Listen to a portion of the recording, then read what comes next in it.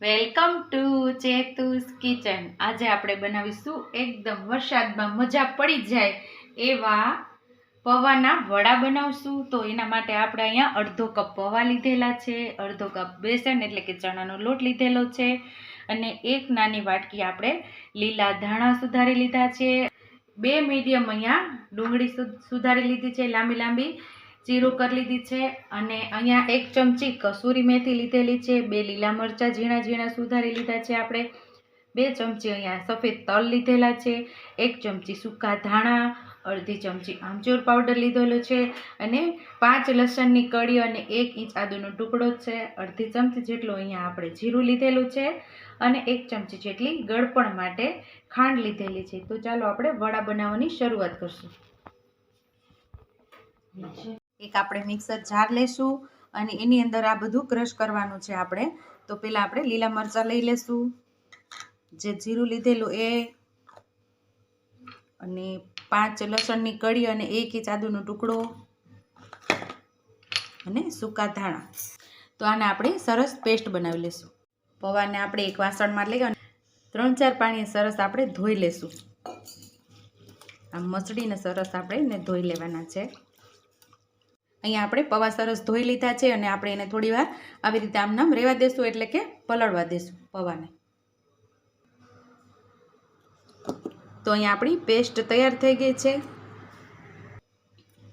તો અહીંયા આપણા જે પૌવા પલાળેલા હતા એને આપણે એકદમ મિક્સ કરી લેવાના છે, અને દબાવીને એટલે કે આપણે ભૂકો કરી લેવાના છે, અને એકદમ માવા જેવું તૈયાર કરી લેવાનું છે આનું। હવે જે આપણે પેસ્ટ તૈયાર કરેલી એ આપણે આમાં ઉમેરી દઈશું।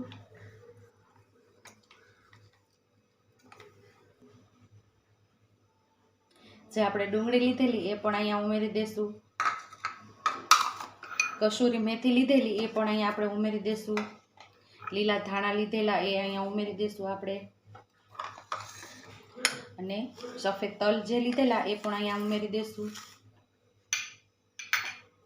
આમચૂર પાવડર જે લીધેલો એ પણ આપણે અહીંયા ઉમેરી દઈશું, જે ખાંડ લીધેલી એ પણ અહીંયા ઉમેરી દઈશું, અને જે આપણે ચણાનો લોટ લીધેલો એ પણ અહીંયા ઉમેરી દઈશું।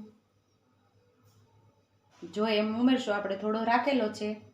ધાણા અહીંયા આપણા જે લીલા ધાણા સુધારેલા અને એ સરસ ધોયેલા હતા, એટલે સહેજ પાણીવાળા હોય એટલે જેટલો જોશે એટલો આપણે લોટ ઉમેરશું, અથવા તો જો ઓછો લોટ પડે તો અહીંયા આપણે ચોખાના લોટ અથવા તો કોર્નફ્લોર આપણે એકાદી ચમચી ઉમેરી શકીએ। તો અહીંયા આપણે હવે મસાલો કરશું। અડધી ચમચી જેટલું આપણે લાલ મરચું લેશું, 5 ચમચી જેટલી આપણે હિંગ ઉમેરશું, 5 ચમચી જેટલી આપણે હળદર નાખશું, અડધી ચમચી આપણે ધાણા જીરું નાખશું, સ્વાદ મુજબ આપણે મીઠું નાખશું। હવે આને બધું મસળીને આપણે મિક્સ કરી લઈશું।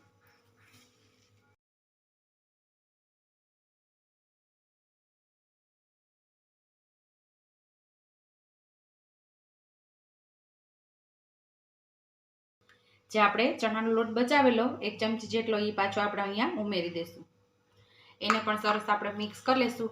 અહીંયા આપણે કસૂરી મેથી લીધી છે, એ જગ્યાએ તમે લીલી મેથી પણ લઈ શકો છો। અહીંયા આપણે તેલવાળા હાથ કરી, 2 હાથ તેલવાળા કરી અને આપણે એકદમ પાતળા પાતળા વડા તૈયાર કરી લઈશું।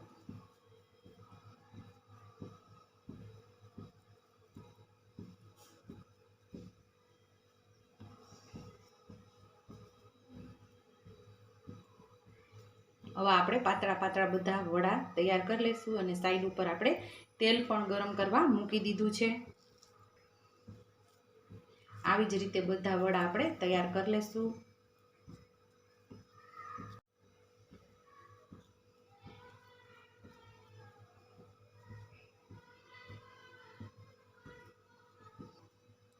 આપણા આટલા વડા તૈયાર થયા છે। તો હવે સાઈડ ઉપર આપણું તેલ પણ ગરમ થાય છે, તો એમાં આપણે તળી લેશું એને। અહીંયા આપણું તેલ સરસ ગરમ થઈ ગયું છે, અને જેટલા વડા આવશે એટલા આપણે આમાં ઉમેરી દઈશું, અને આપણે સરસ તળી લેશું। એકદમ સ્લો ગેસ ઉપર એટલે કે મીડિયમ આંચ ઉપર આપણે એને તળશું। એકદમ ક્રિસ્પી આપણે વડા તળવાના છે।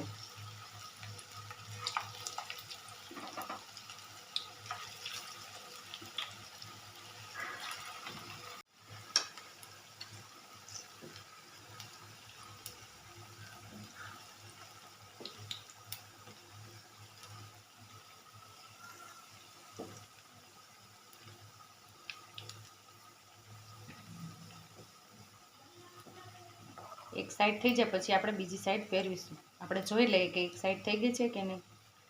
હજી નથી થઈ તો આપણે હજી એક સાઈડ એને થવા દઈશું. એકદમ ક્રિસ્પી એવા થવા જોઈએ. હવે આપણે જોઈ લઈશું એક સાઈડ થઈ ગયા હોય તો બીજી સાઈડ આપણે પલટી લઈશું. હા સર થઈ ગયા છે સરસ. હવે બધાની સાઈડ આપણે ચેન્જ કરી લઈશું. આવી રીતે સરસ એકદમ ક્રિસ્પી થાય પછી આપણે એને બીજી સાઈડ બદલાવી લેવાની છે.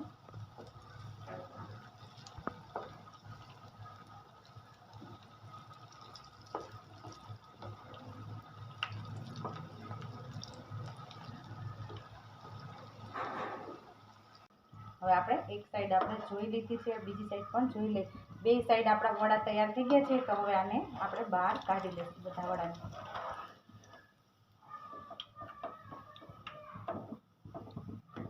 હવે આપણે વડાને ક્રિસ્પી તળવાના છે. એવી જ રીતે જે આપણા બાકી રહી ગયા એ વડાને આપણે સરસ તળી લેશું. અને પહેલા વરસાદની અંદર આ વડા ખાવાની ગ્રીન ચટણી અથવા તો ટમેટા સોસ સાથે ખાવાની ખૂબ જ મજા આવી જાય છે. અને ચા સાથે તો ચાની ચુસ્કી હોય એટલે તો શું ઓર મજા પડી જાય. તો અહીંયા પૌવાના વડા તૈયાર છે, ક્રિસ્પી, અંદરથી એકદમ સોફ્ટ એવા. જો અંદરથી એકદમ સોફ્ટ અને આ ટમેટા સોસ સાથે ખાવાની ખૂબ જ મજા આવે છે.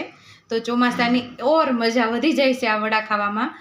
જો તમને મારી રેસીપી પસંદ આવી હોય તો મારી રેસીપીને લાઈક કરજો, શેર કરજો, સબસ્ક્રાઈબ કરજો, બેલ આઇકોનને દબાવતા ભૂલતા નહીં અને કમેન્ટ બોક્સમાં કમેન્ટ કરજો કે મારી રેસીપી કેવી લાગી. તો આવજો.